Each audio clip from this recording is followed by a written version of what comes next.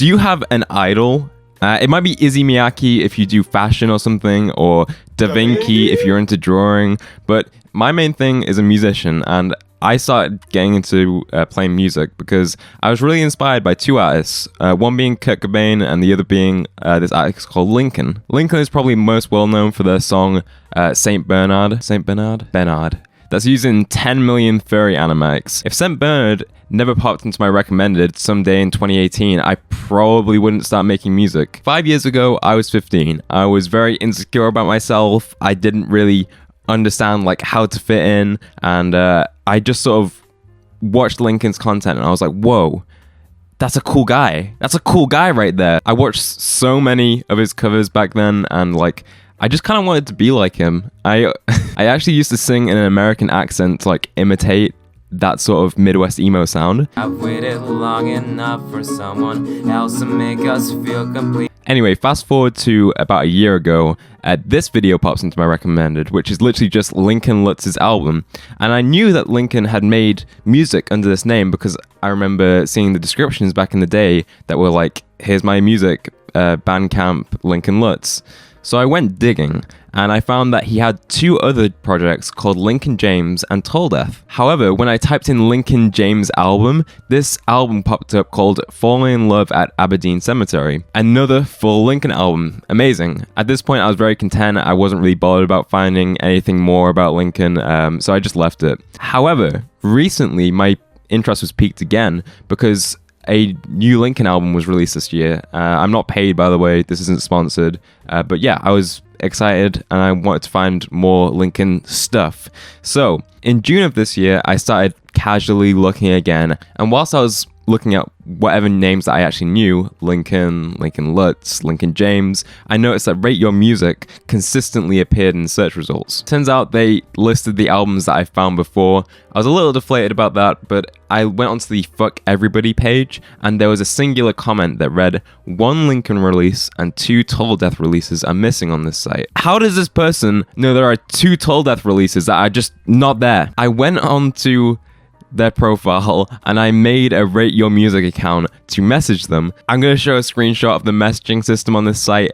It's very bad. It looks like it hasn't been updated until since 2010. I didn't expect an answer, and no matter what I did at this point, I couldn't get any further into my research. Until September 1st, when I went on to Rate Your Music just for some reason, and I found this message in my inbox. Hi, sorry for the late response. I'm glad there's still someone who cares about this project. I found the MP3s on SoulSeek from a user who I'm sure was Lincoln's old buddy Tom, but I'm not sure if it's still on there. Here you go. Hope you enjoy the music. Key. Wow. And there they were, just like 2 whole unreleased albums that weren't like anywhere online. This was apparently shared on SoulSeek, which is a peer-to-peer file sharing site.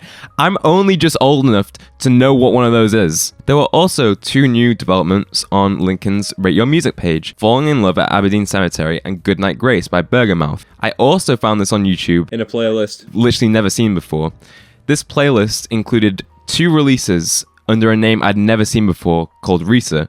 So far, we know that Lincoln's released under Lincoln Lutz, Lincoln James, Lincoln, Tolldeath, Risa, and Bergermouth. This was particularly interesting to me because the Risa videos that were uploaded on this playlist only had like 40 views. So whoever made this playlist obviously knew way more about Lincoln than just like the average listener. Luckily, this playlist was edited this year, so I had a pretty decent chance if I emailed them they'd actually respond, and they actually did respond. They sent me some completely unfindable albums named Paint Swatches and Fall Out of Love Everything Is Temporary 2014, released under the Lincoln James name, and Star Songs 2015's and I Have Seen God, He Shone Down on the House You Grew Up in 2015 under the Tolldeath name. These were the ones I got sent from the Rate Your Music person.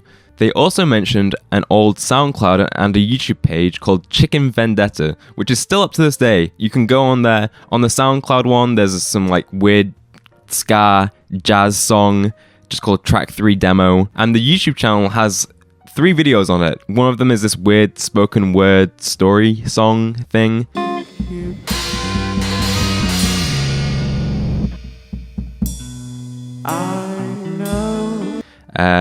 Dedicated to his late cat, The other is an unsettling remix of Mitchell Davis. The last one is just the launch of a Kerbal Space Program rocket. They also revealed that the Risa track was done all in one take with one of his friends, and the album cover was after that session where they broke all the instruments and threw them into a fireplace to burn them.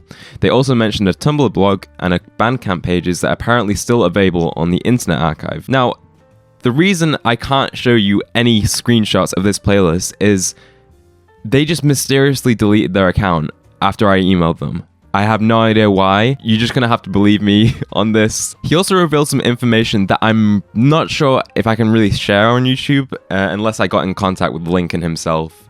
But I live in the UK, so there's not really a lot of chance that I'll actually get in contact with him. Who are you? I am Lincoln Lutz. Okay, this is my actual second question. Pinkerton or blue? Pinkerton, obviously. Okay, yes, thank you. Where have you been, like, post A Constant State of Ohio? Just like in general. You don't have to go into specifics. I've just been hanging out. That's fair enough. Man. I can understand that. I can understand that. Is there any like reason for like the radio silence or anything like that? Oh yeah. I don't know. My life. I just blew my life up right after I made the album in so many ways. Yeah. Drugs and whatnot. But right. I see. I don't know, I just went a little crazy and stopped being a person for a little bit. And now here I am, and I'm still kind of not a person, I feel. What led up to the creation of that EP or your well, I might be wrong here, but from the outside perspective, the beginning of your music career started with that EP. But did you have any success beforehand? How did you get in contact with the label? It kind of just seemed like this EP just came out of nowhere, and then you dipped, and then yeah, I can see how that looks. No, basically my label found me because I posted a cover of someone they knew, Sam Means from The Format. Right. They know him from way back, and I covered one of his songs, and they saw that, and because he tweeted it out or something. But I had no following whatsoever, Yeah, for sure. And they just really took me under their wing. I think I was 17 or something when I met them, and they developed me for 2 years. Just told me to write. Ooh, I'm so sorry. Ooh, thank you. And they were just write a bunch of songs, keep sending us songs, and eventually we're gonna make a record with you. And eventually we did. Actually, we tried to make a record before A Constant State of Ohio, and it was so bad. I don't think anyone's ever heard that. It's none of your past projects is any of those songs let me think. No, it's no, we did 2 Tall Death songs at that studio. So, okay. And then but they had to be redone. They sucked. with the Lincoln name, was that a choice by you or I wanted to call my band Angel Face, and Nice, yeah. my wonderful label guy Rob Hitt convinced me to just call it Lincoln. honestly that's fair enough. Down to earth, I think, and Yeah. not weird. And I don't know. I was already going crazy. Who is Twin Flame Daddy? Oh, that's that's just something me and my friend in high school thought was funny, and now it's my publishing company name. Really? Yeah. So That's funny. Do you miss making YouTube videos or anything like that? I do sometimes. I think about making covers again. Yeah. But I just am lazy as hell. So That's fair. That's fair. And so, what led up to the creation of your new album? just Just writing songs.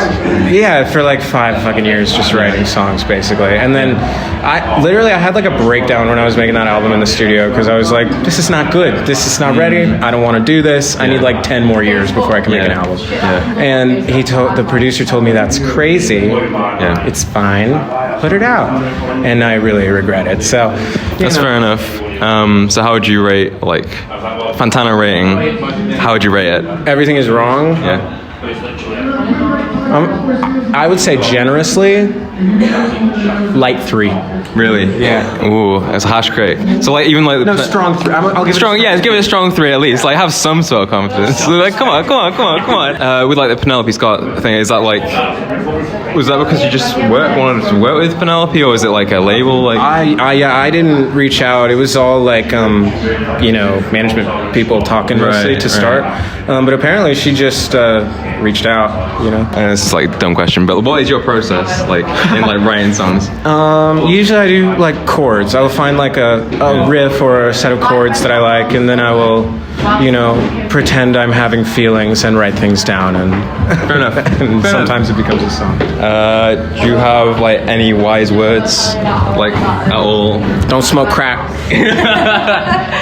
Don't do drugs? Or just don't smoke everyone? It depends. Okay. Don't do drugs. No, I should say don't do drugs.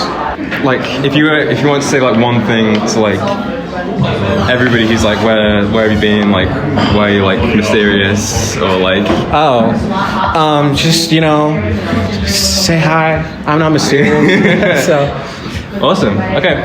I'm happy